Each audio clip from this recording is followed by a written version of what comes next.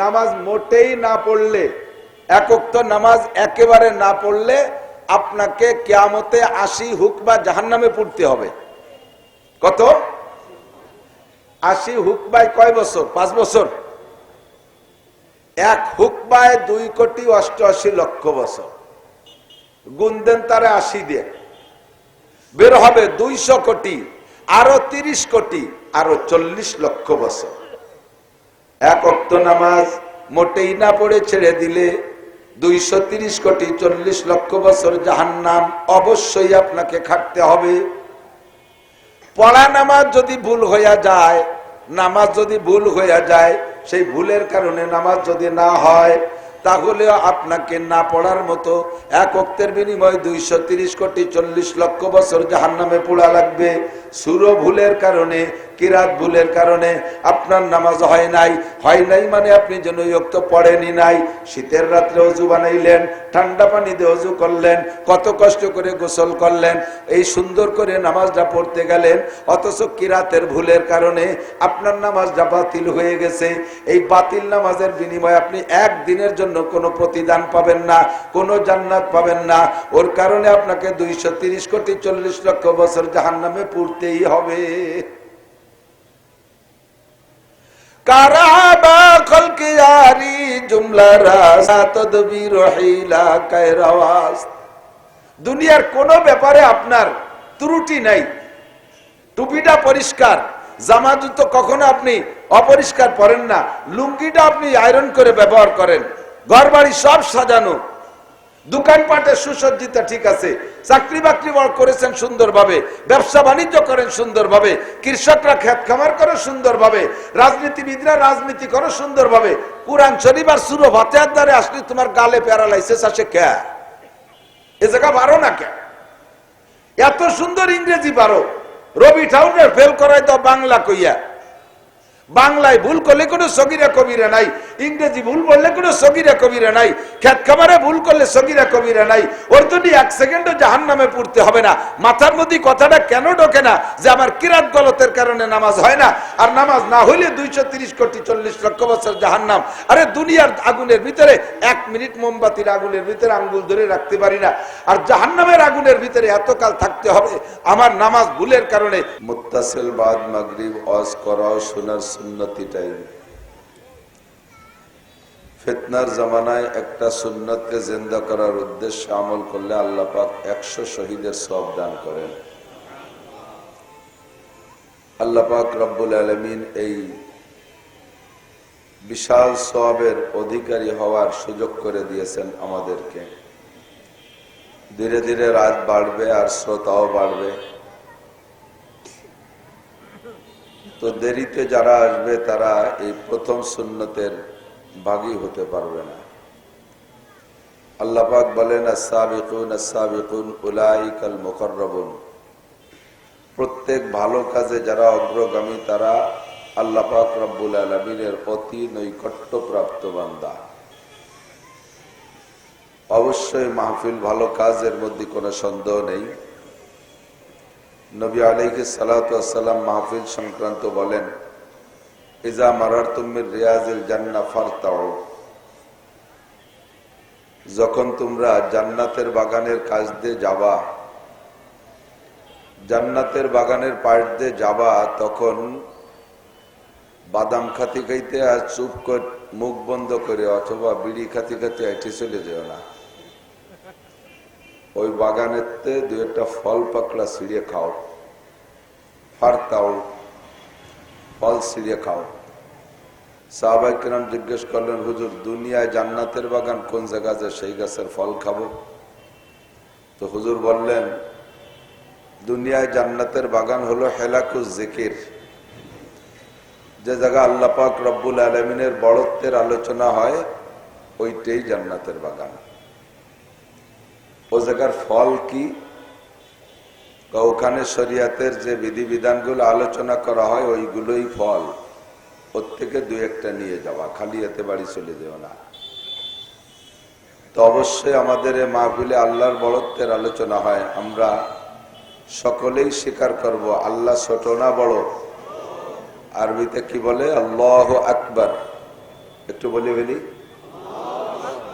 মোহাব্বতের সাথে বলবেন আল্লাহু আকবার। একবার বললে 4000 নেকি। এত সহজ ইনকাম আর কোন জায়গা নাই। দিন বইরে কোদাল কোপাইলে 400 টাকা দেয়, দিন বইরে ভ্যান রিক্সা চালাইলে 500-600 টাকা পাওয়া যায়। একবার আল্লাহ বললে 4000 নেকি পাওয়া যায়। খুশি হয়ে সুবহানাল্লাহ বলে ফেলাইছেন, এও বিলাং না, এর ওসিলায় জান্নাতের মধ্যে বিরাট একটা ফলদার গাছ লাগানো হয়ে গেছে। ও গাছ কোন সিজনের অপেক্ষা করে না যে ফাল্গুন মাস না আসলে বইলবে না, আর জ্যৈষ্ঠী আষাঢ় না আসলে ফল পাকবে না, এরকম গাছ না। এর লাগানোর সাথে সাথে ফলে ফুলে ভরা। বলি না সুবহানাল্লাহ। ঢুকবেন আর খাবেন, ওই ফল খাওয়া আরো সহজ। দুনিয়ার প্রত্যেকটা ফল খাইতে তার খোসা ফেলানো লাগে বেশিরভাগ। জান্নাতের কোনো ফলে খোসা নাই। এই খোসা চলতে গেলে যে সময় নষ্ট হবে, ওই সময়ও নষ্ট হবে না, খালি খাবেন আর খাবেন। আর একবার বলে ফেলি, একটা গাছ লাগাই ফেলি, সুবহানাল্লাহ। তো এইটা জান্নাতের বাগান। হুজুর আলাইহিস সালাতু ওয়াস সালাম বলেছেন, যেহেতু এখানে আল্লাহর বড়ত্বের আলোচনা হবে, এই জান্নাতের বাগানে অবশ্যই জান্নাতীরাই বসবে। কোন জাহান্নামী জান্নাতের মধ্যে ঢুকবে? হরিভদ, নইলে ঋষি, গৌর গোবিন্দ, ব্যানার্জি, চ্যাটার্জি, ভট্টাচার্য, রমেশ, পরেশ, এই সমস্ত সময় এর একটাও ভেস্তে যাবে না।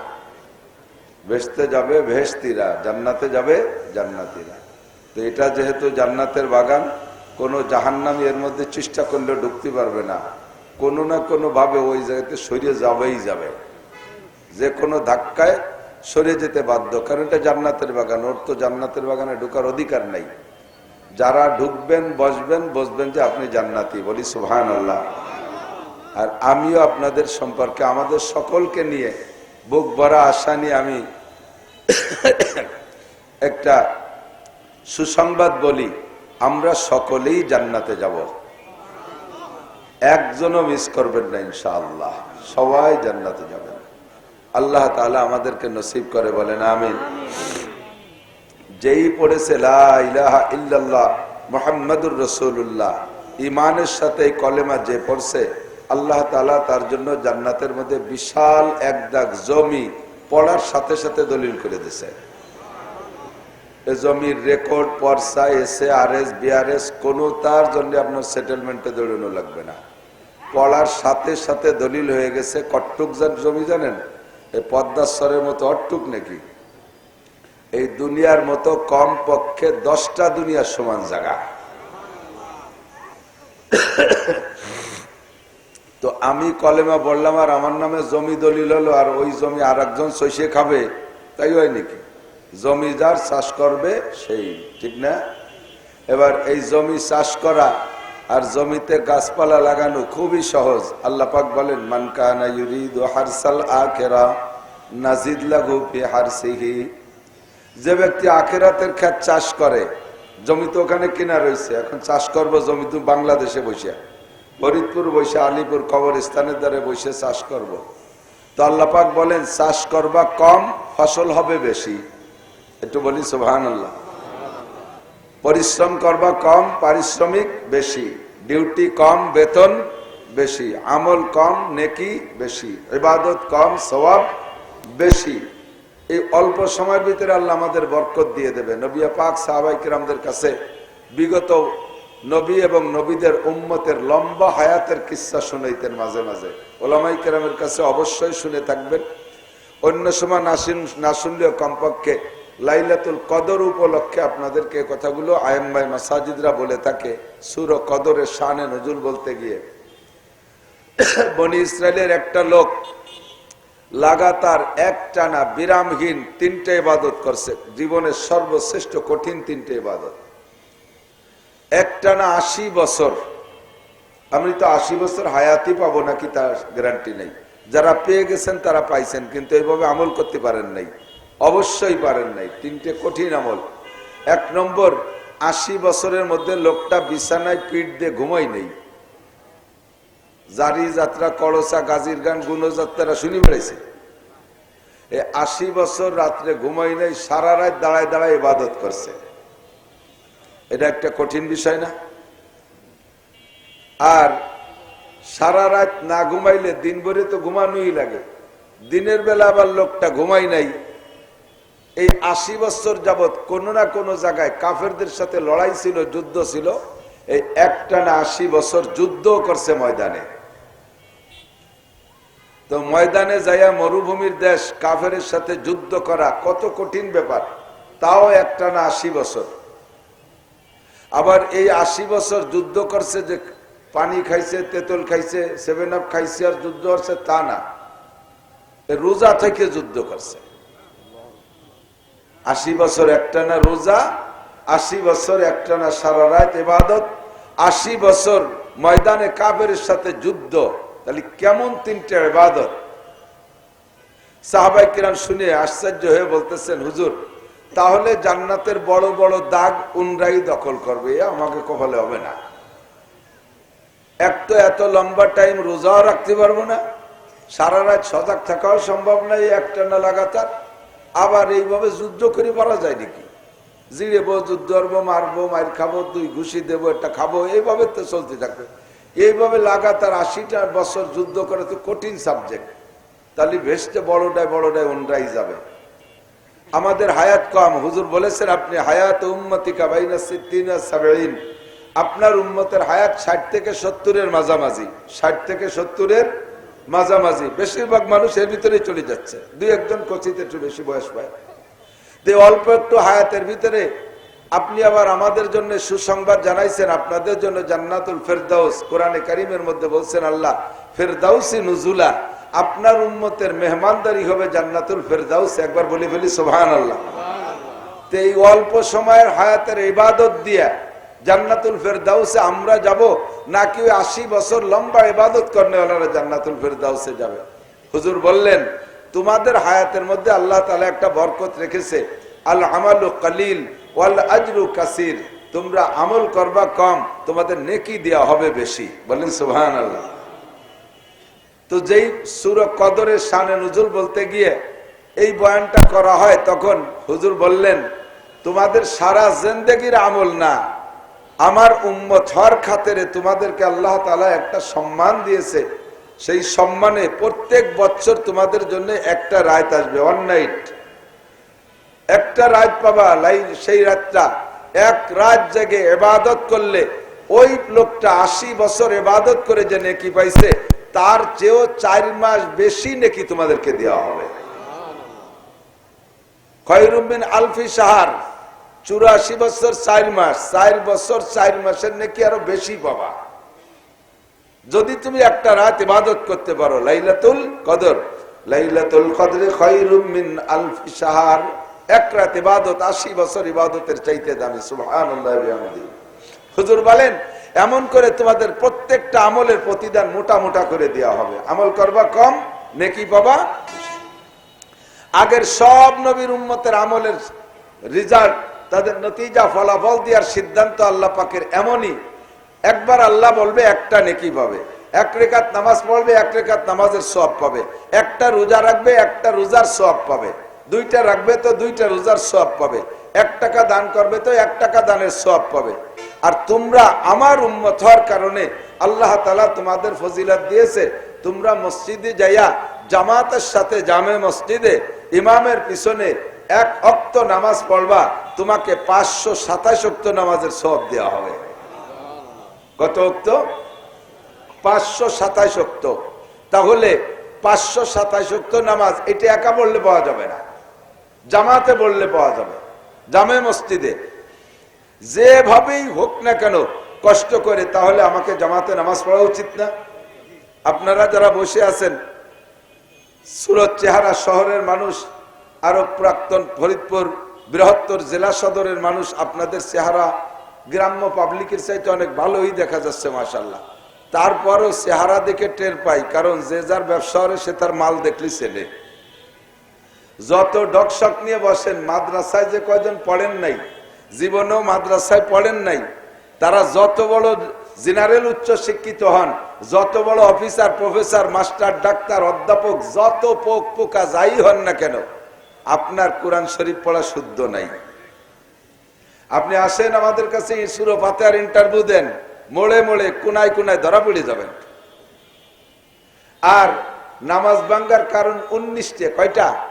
19টি। এই 19টার ভিতরে নাম্বার 1, 1 নাম্বারটা কি জানেন? নামাজে অশুদ্ধ পড়া। নামাজে অশুদ্ধ পড়া।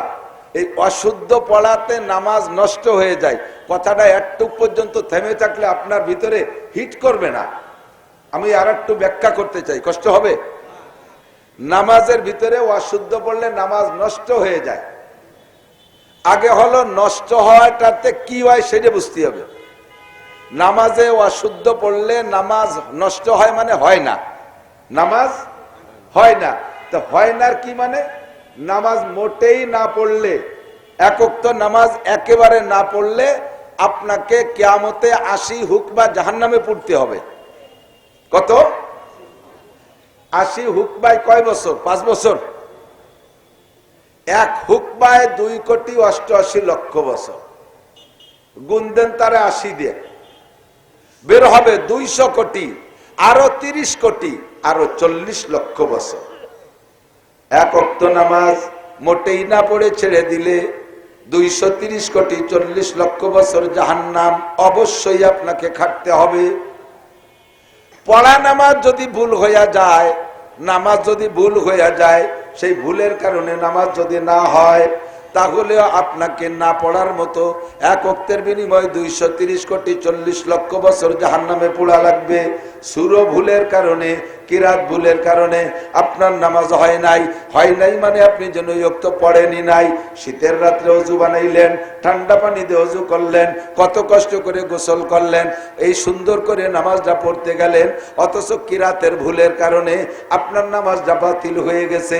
এই বাতিল নামাজের বিনিময়ে আপনি একদিনের জন্য কোনো প্রতিদান পাবেন না, কোনো জান্নাত পাবেন না।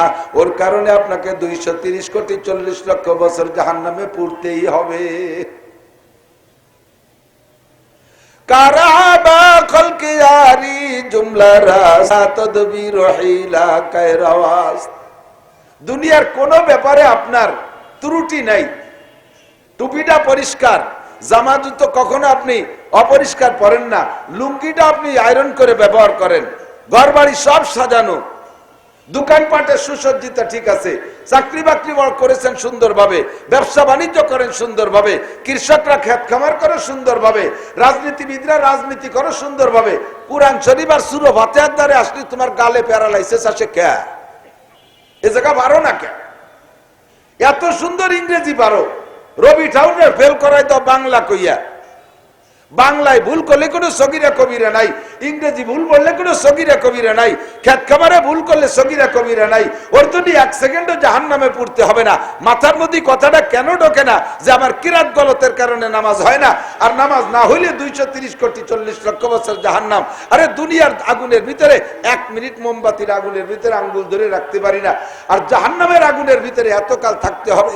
আমার নামাজ ভুলের কারণে, ভুলটা কোন কোন জায়গায় দুই একটা ধরাই দেই, কষ্ট হবে?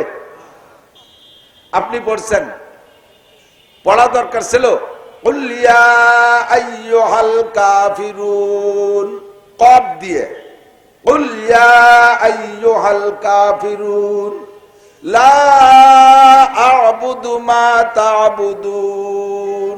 লারে কমপক্ষে 1 আলিফ টানা।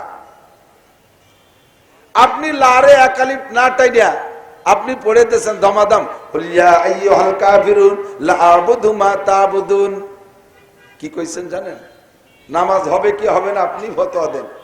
লারে যদি টাইনে পড়েন তরজমা হবে, আল্লাহ বলতেছেন বলো হে কাফের সম্প্রদায়, আপনি বলতেছেন হে কাফের সম্প্রদায়, লা আ'বুদু মা তা'বুদুন, তোমরা যাদের ইবাদত করো আমি তাদের ইবাদত করি না।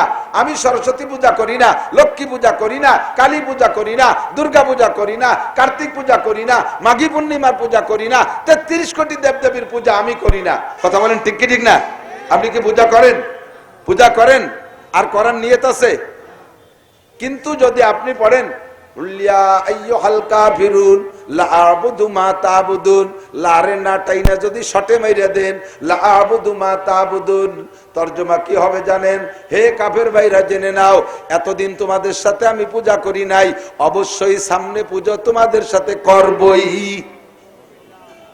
লা আবুদু মা তাবুদুন, অবশ্যই পূজা করব। স্বাভাবিকভাবে বলছি না দোস্ত, তাকিদ দিয়ে বলতেছি, লামে তখন তাকিদ হয়ে যাবে। ওলামায়ে কেরামের কাছে শুনে দেখেন। আপনি হয়তো বলবেন হুজুর আমি মুখে যদিও ভুল পড়ি, আসলে কি পুজো করি নাকি, কোনোদিন কি যাই? তো মুখে ভুল করলে পড়লে কি হবে? আমি যদি আসলে পূজা না করি, তাহলে এবার আপনি এই জবাব দেন, মুখে ভুলে যদি আসলে ভুল না হয়, তাহলে আরো কয়েক জায়গায় ভুলটা করেন, দেখা যাক কেউ কিছু কয় নাকি। স্ত্রী আপনার স্ত্রী হয়, এর মধ্যে তার সন্দেহ নাই, বিয়ে হয়ে নিয়েছেন, সেইভাবে ব্যবহার করতেছেন, এমনি মোহাব্বত করে মাঝে মাঝে মা কয়ে ডাক দিলেন, দিনে রাতে সবসময় বউ হিসেবে ব্যবহার করতেছেন, আপনি তালাকও দেন নাই, এমনি মোহাব্বত করে মা কয়ে ডাক দিলেন। মুখের এই ভুলি কি ভুল হবে? হবে না? ভুল হবে না? দেশের মানুষ শুনলে জুতো দিয়ে বাড়ি বের করে দেবে মসজিদে। বউরে মা কই আবার মসজিদ দিয়েছি, সোর কথা কন না। মা আপনার মা হয়, বাপের মধ্যে সন্দেহ থাকলেও মার মধ্যে তো সন্দেহ নাই, মায়ের পেটে জন্ম নিচ্ছে এর মধ্যে সন্দেহ নাই, তাহলে মা তো মাই হয়।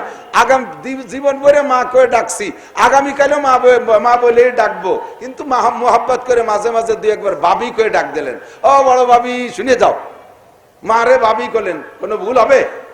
হবে? ভুল হবে? আরে মুহি একটু বলি কি হবে, মা তো মাই হয়, কি মুছে যাচ্ছে নাকি?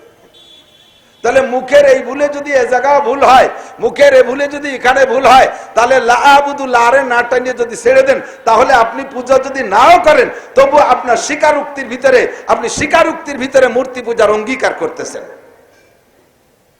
কথা বলেন। আল্লাহ দোয়া কুনুত পড়েন, ওয়ানাশকুরুকা, একটু পড়বেন আমার সাথে, ওয়ানাশকুরুকা, এই জায়গাতে শুরু করি যে জায়গা মায়ের বেশি। ওয়ানাশকুরুকা ওয়ালা নাকফুরুকা, তোমার নিয়ামতের শুকর আদায় করি, জীবনও কুফরি করব না। এই হলো দোয়া কুনুতের তরজমা। ওয়ানাশকুরুকা ওয়ালা নাকফুরুকা, তোমার নিয়ামত ব্যবহার করি, শুকর তোমারই করি, ওয়ালা নাকফুরুকা, জীবনে কোনোদিন কুফরি করিব না। এই হলো দোয়া কুনুতের তরজমা।